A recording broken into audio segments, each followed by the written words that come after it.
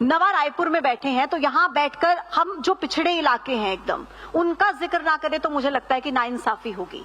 उन पिछड़े इलाकों के लिए आपके बजट में वो 100 पन्नों का बजट जो आपने हाथ से लिखा था, उस 100 पन्नों के बजट में क्या पिछड़े इलाकों के लिए और किस तरीके से आप उनके विकास पर फोकस कर रहे हैं? देखिए, हमने जो पहला बजट प्रेजेंट किया था हमारी सरकार का, तो उसमें 10 पिलर्स 10 स्तंभ आधार स्तंभ हमने गिनाए थे। उसका एक महत्वपूर्ण स्तंभ था look towards Bastar and Surguja, Bastar और सरगुजा की ओर देखो। और जनमत भी हमको बस्तर सरगुजा में ऐतिहासिक रूप से इस सरकार को मिला हुआ है।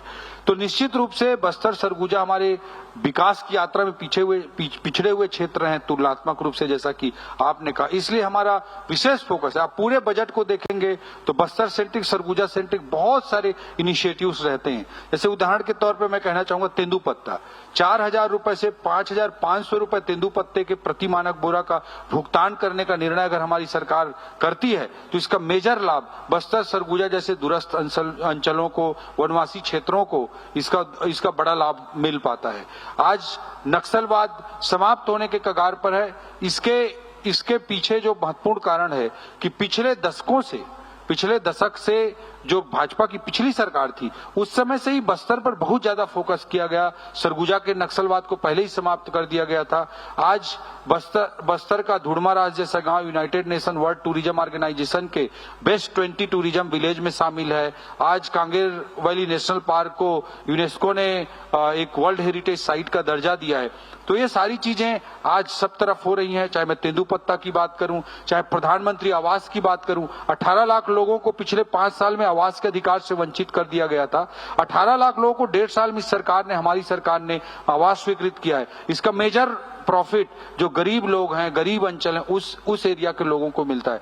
तो हमारी सरकार तो मूलतः अंत्योदय के सिद्धांत पर काम करने वाली सरकार है, जो समाज की विकास यात्रा में सबसे पीछे खड़ा है। उसके लिए केंद्रित होकर हमारी विकास रणनीतियां होती हैं। But at the same time I want to say कि जैसे पहला जो बजट हमारा तो ज्ञान पर केंद्रित था, इस बार के बजट में हमने गति को फोकस किया, जिसमें कैपेक्स करना, मैक्सिमम पूंजीगत व्यय करना, इंडस्ट्रियल ग्रोथ को रैपिड करना, ये हमारी रणनीति के बहुत ही महत्वपूर्ण हिस्से रहे हैं। तो जब तक इंडस्ट्रियल ग्रोथ नहीं करेंगे, जब तक अर्बन ग्रोथ नहीं होगा, तब तक विकास की यात्रा को एक ग्रोथ इंजन नहीं मिल सकता है। इसलिए नवा रायपुर हमारा तेजी से विकसित करता हुआ एक सेंटर है।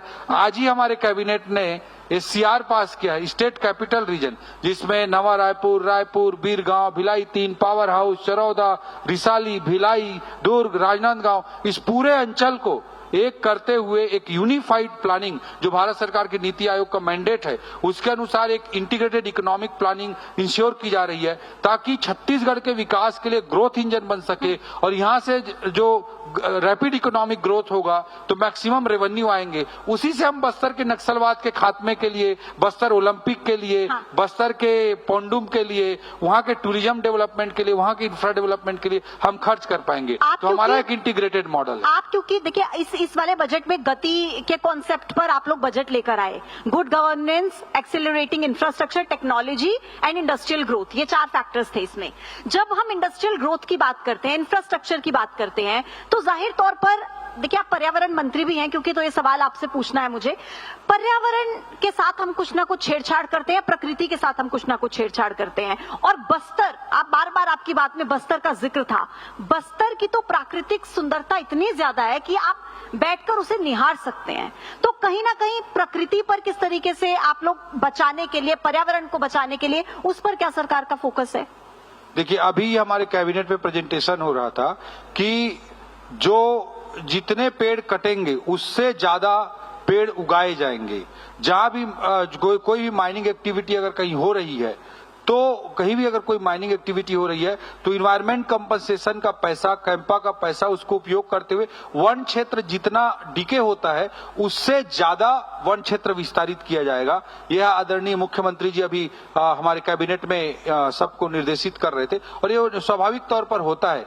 पर्यावरण की रक्षा हम सबकी जिम्मेदारी है, पर छत्तीसगढ़ के वन्य क्षेत्र के 1% भी क्षेत्र में माइनिंग नहीं हो रहा है। माइनिंग के कारण 1% क्षेत्र को भी, छत्तीसगढ़ के वन क्षेत्र को नुकसान नहीं हुआ है। और जितना माइनिंग हो रहा है उससे ज्यादा वन विस्तारित करने का काम हमारी सरकार, हमारे मुख्यमंत्री जी के नेतृत्व में करेगी। और दूसरी ओर मैं ये भी कहना चाहूंगा कि हम सबको पर्यावरण को भी बचाना है, इंडस्ट्रियल ग्रोथ भी इंश्योर करना है। इसीलिए अभी हम आपने देखा होगा कि हम यहाँ पे पॉलीमाटेक जैसी कंपनी आई, सेमीकंडक्टर की यूनिट है, एआई डेटा सेंटर यहाँ पे नवा रायपुर में बनने जा रहा है, टेक्सटाइल पे हम काम कर रहे हैं, गारमेंट्स पे हम गारमेंट इंडस्ट्री पे काम कर रहे हैं, मेडी सिटी के रूप में डेवलप कर रहे हैं, एजू सिटी के रूप में डेवलप कर रहे हैं, एक वेडिंग डेस्टिनेशन के रूप में हमारा छत्तीसगढ़ बहुत तेजी से डेवलप हो रहा है।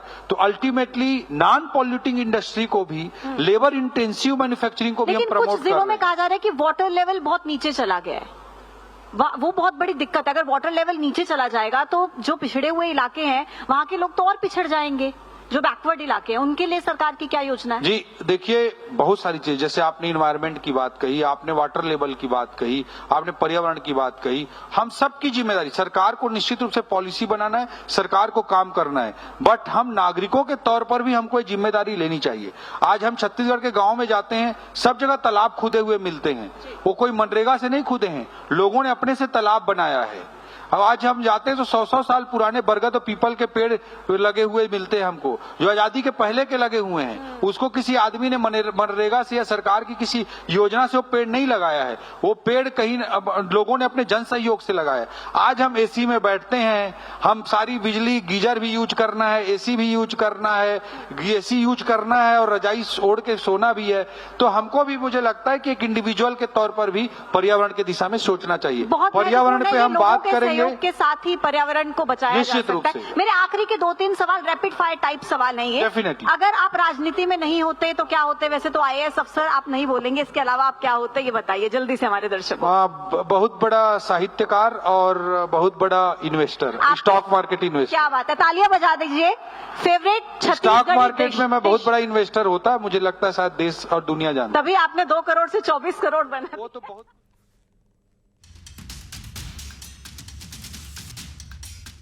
स्टोरी को, इंडिया की स्टॉक मार्केट की जो जर्नी है, जो स्टोरी है, उसमें तो ये कुछ भी। तो राइजिंग छत्तीसगढ़ देख रहे हैं आप।